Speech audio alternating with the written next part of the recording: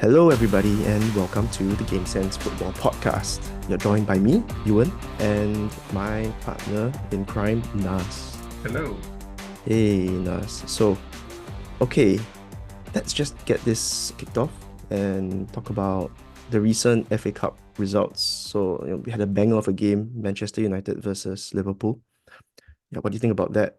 So obviously, United Liverpool was the marquee game of the round. I had, I guess, the privilege and fortune of watching it as a United fan in a Liverpool bar, and that was entertaining to say the least. It was very, very difficult not to celebrate every time United did something good, and I think most people will agree that that was United's best performance, at least in the first half, for a long, long time.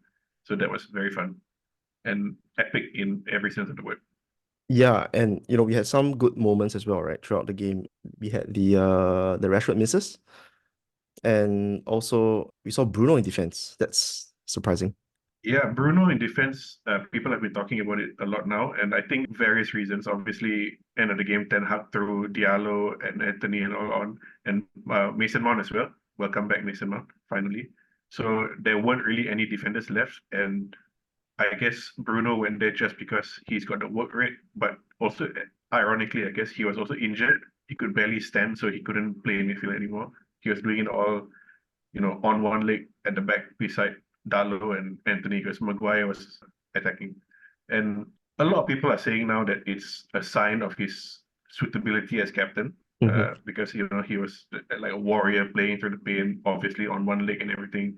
I think jury is still out on that, especially after how he just fell down, leading to one of Liverpool's goals.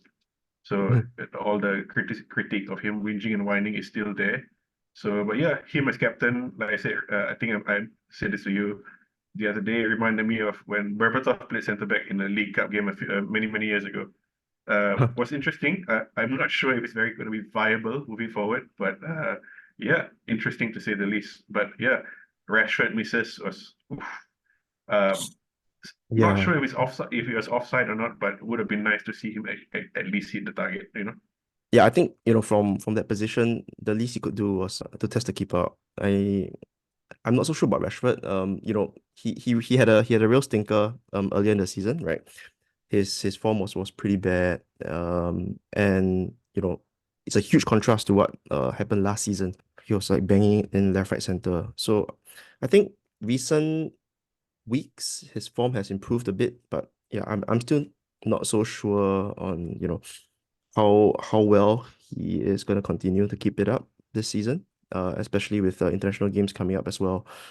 Him being in the England setup, I'm not sure if he deserves a starting spot. Yeah, no, Yeah. I know what you're saying. Like you said, last year, 30 plus goals and assists, just always a threat. And Mm, this season, a lot of criticism has been on him for his output, for his work rate, for him being unavailable because apparently going out on partying and stuff like that. So not a good look. Some of his off-field stuff, his communication has not been the best also, and I think there's a certain part of the United fan base who would be willing or even happy to see him leave if the right offer comes in. But I guess we'll see if that ever does come in. United historically don't sell players for a lot of money if they're not Ronaldo anyway. yeah, yeah. But I do agree that I think for the right amount of money, Rashford could be considered to be sold. I think that's something that United could try to maybe change a little bit in terms of the transfer dealings. Sales have always been, usually for low amounts, pittance, compared to how much they pay for players. So maybe that's something that can happen in the summer. We shall see. Yeah, yeah, Yeah. definitely. And I guess the other interesting thing about this game was obviously Wan Bissaka at left back, Mm, doing a man marking job on Salah, and Salah was kept quiet by Wan Bissaka. Uh, except Wan Bissaka had a really good game, I thought, except for him giving away the ball for I think Liverpool's second goal when he was pressed into the corner because he's not the mm. best on the ball, and playing at left back meant that you know, the angles on the passes were all just different from what he's used to. And like I said, he's not the best on the ball anyway. But what was really impressive was again how he shackled Salah for so long. Mm. Salah did score, of course, but that didn't come from Wan-Bissaka's area. It was from a rebound from I think it was Darwin Nunes or Luis Diaz. Yeah, it was Darwin. I think it was Darwin. Yeah, Yeah. and what I felt was interesting was that Wan-Bissaka marking Salah, he was marking Salah so tightly and watching him so closely that sometimes there was a gap between Wan-Bissaka and the other defender. Mm. Lindelof, I think that was on that side, and Liverpool for the first 30 or so minutes couldn't do much because Salah was just like shut out of the whole game. But after a while, I don't know if Klopp told them this or someone on the field spotted it, but attacking through that gap was how Liverpool scored their first two goals essentially. And it was interesting that after Salah went off, Liverpool obviously were less of a threat in some ways, but mainly because Wan-Bissaka could then form a more natural defensive spacing and shape with the rest of the defense. Yes. I think it must also be said that, I think United were a little bit unlucky also to concede 2 goals from deflections. Yeah, I mean, yes, Liverpool did get the space to take those shots, but I think as a whole, slightly unlucky to have resulted in goals from deflections. But I think the United team did well to do what the old fans would consider more Fergie time, right? By pulling out the rabbit out of the hat late in the game. Yeah, definitely. Especially two substitute scoring, uh, with young players playing. Obviously, Liverpool have a Mm. lot of kids too. Missing important players. No Luke Shaw, no Lisandro Martinez. Højlund just coming back from injury, and yeah, so it was very impressive, very fun, as I said. And looking forward now, United with a semi-final date against Coventry. Well, I hope they do beat Coventry, so that sets up a Wembley final with either City or Chelsea. And as a United fan, just getting to the final obviously is really good, but it also means that for the rest of the season, every game sort of matters more because the players we want to play for a place in the final, Yeah, assuming we yeah. get that far.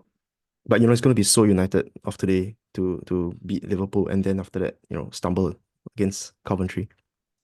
Oh, if they lose against Coventry, oh, It's so bad. It'll oh be so bad. yeah. Yeah.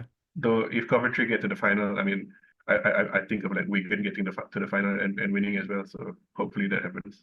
Yeah. Yeah. Vegan. Wow. Forgot about that. That was Hmm. yeah, that was amazing actually. One final question I have for you before we wrap up this section. Did you wear your United shirt to the Liverpool pub? uh, my friend who invited me to the pub advised me not to.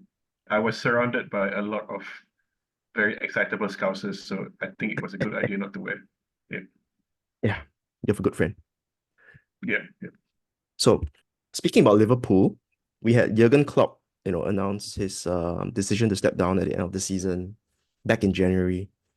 And, soon after you have Xavi as well for Barcelona, I think the next day. And a month later, Thomas Tuchel as well was announced that, he was going to step down as Bayern manager. So, which really brings up, the question, are these early resignations actually beneficial to how the squad performs, you think? One thing that comes to mind is Sir Alex Ferguson in, I think, 2001, 2002. He basically told the squad, right, that he's gonna step down as Manchester United manager at the end of the season. And he told this to the squad before the season started. And of course, they played terribly, the first half of the season until he changed his mind. I think he changed his mind midway through the season. And after that, there was a little bit more focus, but I think it was a little too late. And that season was kind of, you know, they didn't win anything that season, right? So really wondering how beneficial is this to the psychology of the squad and how they perform in the season, these early resignations. I think the very easy answer would be to say it depends. But also, I guess that's the fair answer. In a way, it's sometimes case by case, especially when you look at teams like Liverpool, like Barcelona, who have such an identifiable culture or and a heritage, a history, and sometimes a lot of times, especially the performance of the team is about more than just how the players do. It's about the manager, it's about the board, it's about just the vibe of the city even. And Klopp leaving, a lot of players, a lot of people, Liverpool fans are treating it as a huge tragedy, and in a way it is, in a way it is. But I guess he's leaving at a good time. Again, everyone is talking about how he's helped regenerate the team with with young players, with a new midfield and stuff like that. Salah and Van Dijk and all are getting on anyway, so it's time for a new direction. Whether or not it's good it's a difficult question for Liverpool, especially before this week. They were on course for what 4 trophies, and it was all about Klopp's farewell quadruple and stuff like that. Obviously, they can still win a lot this year. The interesting thing for Liverpool's situation is the fact that, from what I understand, most of his staff are leaving as well with him, Mm. and a lot of people had expected his assistant manager to be taking over actually because he's also going. And I think for Liverpool, especially under Klopp, of all managers, is so fueled by and driven and motivated by emotion and passion and momentum, his leaving was probably a sort of rallying cry, and it helped them push through a lot of difficult games, especially when they had such a long injury list. And so, in a way, it was good for them. But conversely, now that they've been knocked out of one competition, that could be quite disastrous for them. I'm not going to predict they will win nothing, but there's every chance now. If it's like a balloon that's been deflated. Yeah, I think momentum is important in sports, in football, as well. We've seen, um, yeah. So I agree. It's difficult to really say whether there's a hard and fast fact, right? Whether or not an early vaccination is beneficial or not beneficial to the team. For Liverpool, I would say they've been performing pretty well this season.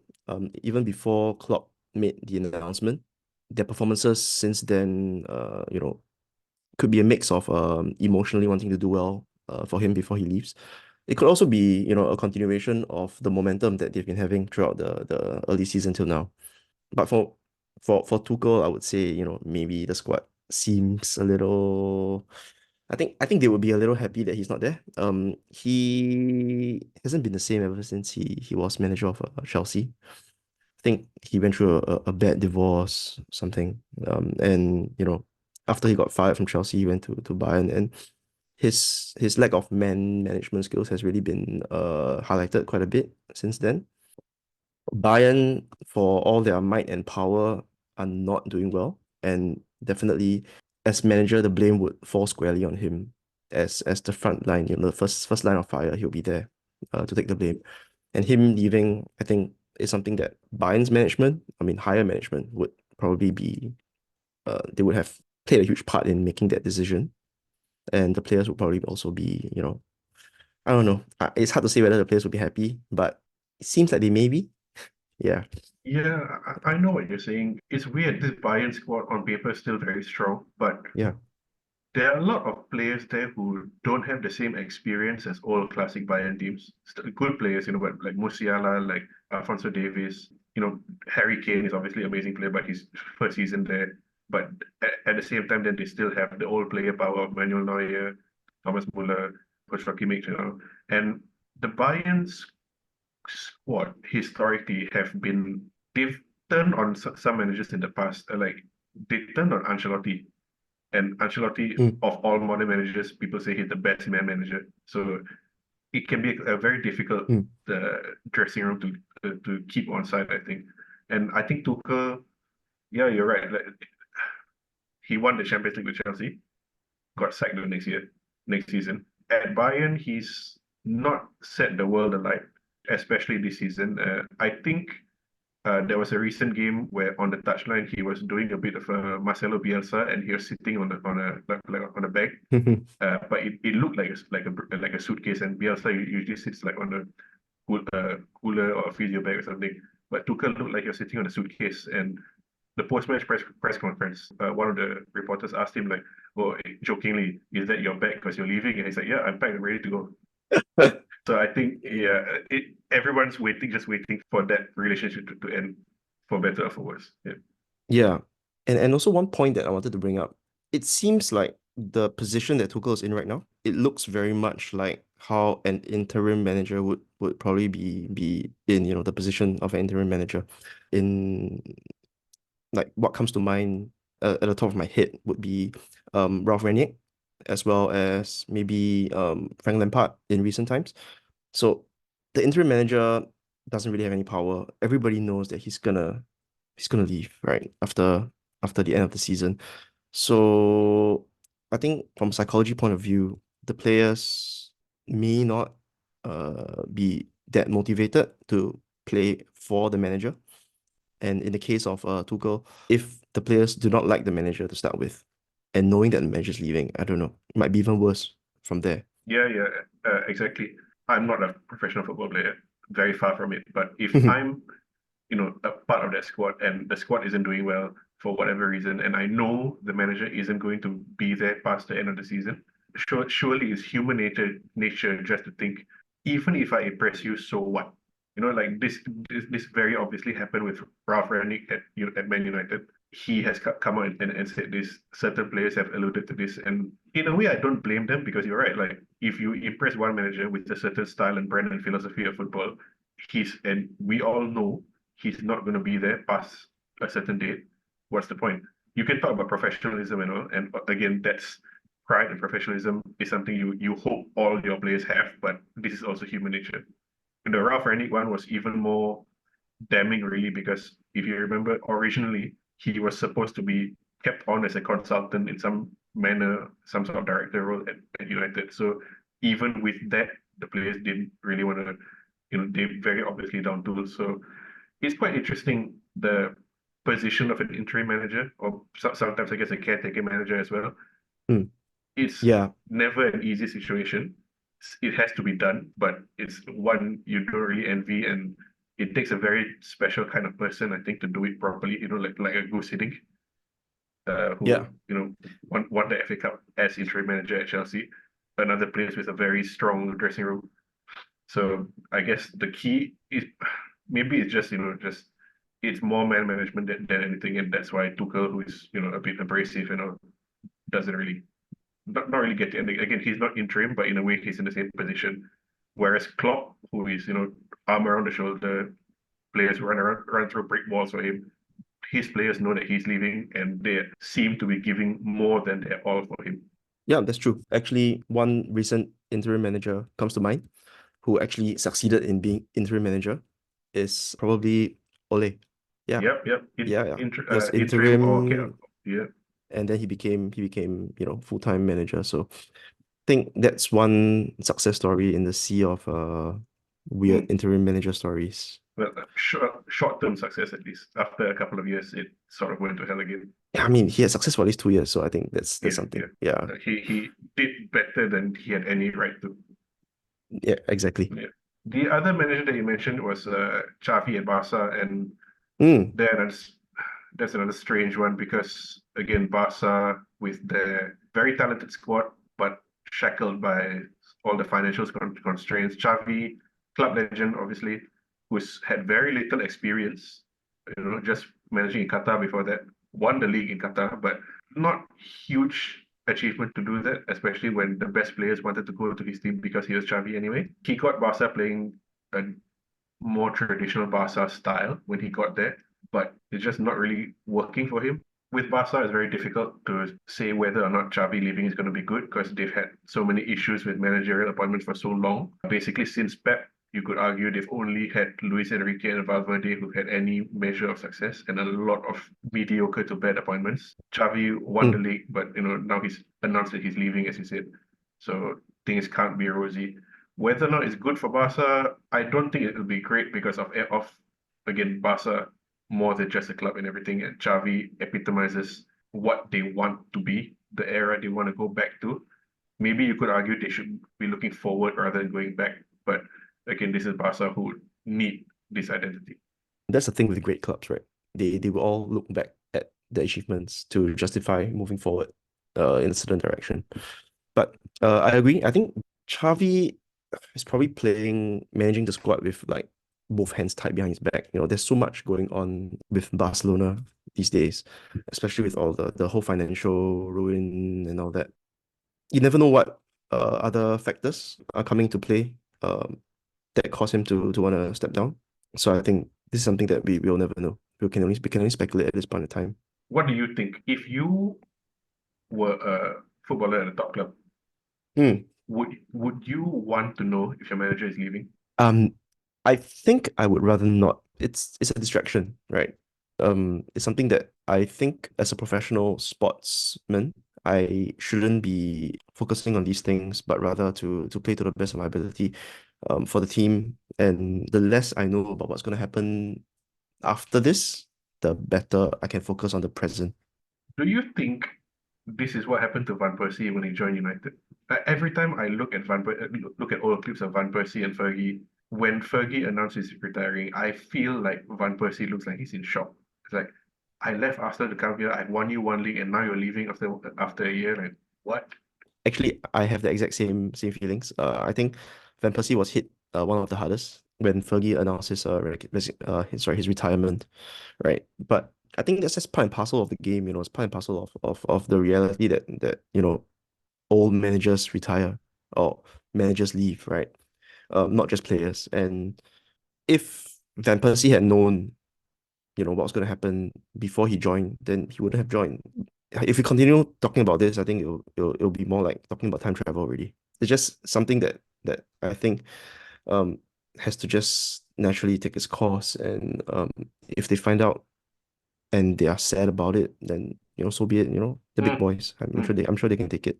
With Barca, Bayern, Liverpool, potentially even, there's talks about Juve, maybe Ancelotti wants to go to Brazil. There are a lot of big clubs who potentially might be changing managers this next few months. The ones you Hmm. mentioned were the ones who've already been announced, obviously. If you're a player, again, would you want to go to Liverpool now, not knowing who the manager is going to be? Good question, right? Bias So I aside. mean, Liverpool is a historic club, right? In its own right. So I feel like there is still a pool for Liverpool. Whereas same with Bayern, right? I mean, there's gonna be the pool regardless of who the manager is, regardless of who's leaving, who's staying. There's gonna be the attraction factor, and same with Barcelona as well. But of course, I think there will be something more to think about, knowing that Jurgen Klopp's not going to be the manager next season. And I think, if you tell me that Xabi Alonso is going to leave Leverkusen, right? Would I join Leverkusen? Probably not. The club's not got a similar standing as the other three that we mentioned earlier. So it really depends heavily on what the club is, and also of course the manager does play a part in it. But for big clubs, managers will probably be a little less important compared to the smaller ones. Interesting you mentioned Xabi Alonso. He's probably the hottest name on the market in the next few months. Xabi Alonso, yeah, his run with Leverkusen this season, superb. In the league, they have like what, 22 wins in 26 league games, unbeaten. And you pointed out to me that they are the last Bundesliga side left in the DFB Pokal Cup, which is interesting. So they are what 10 points clear at the top of the Bundesliga and the Yeah. only top division side left in the semi-finals of the DFB Pokal, the German Cup. So it would take not a minor miracle for them not to get a double now. It would be the most spectacular collapse that anyone has ever seen. Though wasn't it? It was Leverkusen, right, who Real beat in the final, Zidane's volley, and they were on course for a treble that year. They lost the League Cup and the League German Cup and Champions League in 1 week. But I don't think that's going to happen this year. Yeah. I think that's where the moniker Leverkusen came about, right? Yeah, exactly. But under Xabi Alonso, they've been playing some very, very good football. Mainly playing like a really attacking 3-4-3 with uh, very, very attacking fullbacks, wing backs, I should say. So there have been so many goals where one wing back crosses to the other wing back. And if I'm not wrong, last week there was a goal where one centre back squared into the other centre back as well. But yeah, so between the wing Mm. backs and Florian Wirtz and everything, they've played such good football under Xabi Alonso. And what some people don't realize is that when he took over the club, they were like in a relegation battle. He stabilized the club, Mm. got them playing not defensive but like solid football, with a very big focus on control and ball retention and but still generating chances. And now they're, so far and away the best team in Germany. 38 games unbeaten, including in Europe as well. They had a very, very late show against, I think it was Karabakh in the Europa League. Now they're going to face Yep, West Ham, if memory serves. that's correct. Europa League, there's still Milan, Roma, Liverpool, and a few other difficult sides for them to face. But they're Yep, a very good side. yep. And I think he's probably going to be the hottest managerial property this summer. Yeah, Yeah, yeah, with Bayern job being available, Liverpool job being available, and possibly Real Madrid as well. yeah. I I mean, don't those. I don't I don't see I don't see him going to Barca at all. Of Yeah, course. Liverpool, Bayern, and Real are three of his former clubs. Yeah. So three All of of his former clubs. Yeah, two of them definitely need a new manager. If you were Real, you would probably think, hmm, if we want Alonso, we need to get him now, and we need to usher Ancelotti out the door, even when he wins the La Liga and maybe even the Champions League this year. But yeah, you're right. I mean, hottest manager on the market for sure, 1,000,000%. What's interesting is the fact that, like I said, he plays a very attacking, fluid, fun 3-4-3, but he doesn't seem to be wedded to that. When he was managing before, Mm. he played a 4-3-3 or 4-2-3-1 as well. So I know a lot of Liverpool fans have been sort of thinking, oh, how is Xabi Alonso's 3-4-3 going to work with Liverpool? Is Trent going to be the wing back? Is Trent going to be in midfield? Where's Salah going to play? Stuff like that. I'm not sure. Again, it's a big if he goes to Liverpool. I'm not sure that's where he'll go. Would he go to Bayern? I mean, again, there's also a club where he played for and had great success. Mm. But I think if he's won the league and cup with Leverkusen, why go to Bayern? It's not going to be a better achievement than that. I think if the Madrid job were available, 100% my money is on him going to Madrid. However, I mean at this point in time, it's all speculation still, right? Whether or not Real Madrid's job's going to be available. He might go to Bayern. He might stay at Leverkusen and wait out for the Real Madrid job to be available as well. If you were Xabi Alonso and someone at Real whispers to you saying that Liverpool and Bayern are going to ask you to join them now, but if you wait 1 year, you can go to Real. Would you wait if you were Xabi Alonso? I would wait. So I think being a young manager still, I don't think I would mess up that badly the next season with Leverkusen. And of course, it will still be satisfying, being the underdog and taking down the big guns in the Bundesliga for one more season, right? Personally, I think I could wait.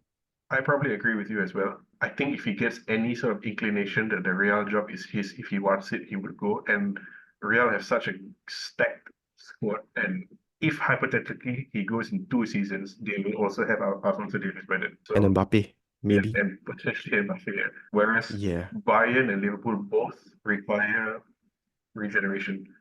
Maybe that's what he prefers. I think for any manager, high flying manager in football who wants to build their career, further their career, Real Madrid would be the obvious choice. In Bayern, it may just be another, big fish in a small pond kind of situation, right? For him. Domestically, on paper, it's going to be boring. I would say it's going to be boring. But as we have seen this season, with Xabi Alonso himself in charge of Leverkusen, it's never always boring, right? If he goes to Liverpool, which, still very possible, obviously, what do you think Mhm. success would be for him? I think nothing short of winning the domestic title, knocking Man City off their perch, holding Arsenal off the top as well. So I think for Liverpool, especially since more recently they have actually smelt success with Klopp, the expectations are not going to be any lower than what they are for what Klopp had as well. With him potentially going to Liverpool, do you think there'll be any bearing on this decision if he looks back and remembers how they tried to sell him to buy Gareth Barry? Sounds so ridiculous now that you mention it. I mean, the fact is that he still is a legend of the club. If Liverpool were the only job available or the only big job available for him, um, probably maybe he would take it up. But the summer's gonna be interesting, right? There's gonna be Barcelona, it's gonna be Bayern Munich. potentially, like we mentioned, it's going to be Real Madrid as well. So personally, I hope Liverpool get Gerrard. I would love it if Liverpool get Gerrard. I would love it. Okay, so that's about it for this episode. So if you like what we have on offer on this podcast, so do give us a follow and also check out our socials. We will leave the links in our description.